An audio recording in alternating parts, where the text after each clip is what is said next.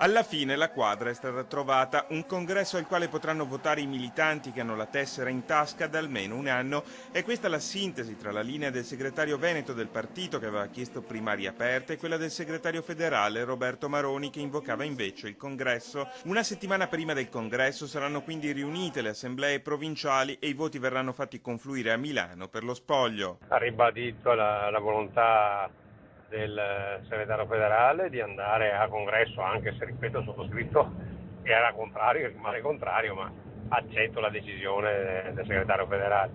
Si andrà a congresso quindi a metà dicembre. Non solo quelli che hanno 5 anni, come annunciato domenica, ma quelli che hanno un anno di anzianità, e saranno 18.000 persone. Ma non è questa l'unica decisione presa oggi in via Bellerio al Consiglio federale, nel quale Tosi e Bossi si sono rivisti per la prima volta dopo le esternazioni del Senatur. Si è parlato anche di Prima il Veneto, punto, l'associazione che raccoglie molti dei dissidenti leghisti. Cadono dall'iscrizione al movimento in quanto hanno aderito ad un'altra formazione politica.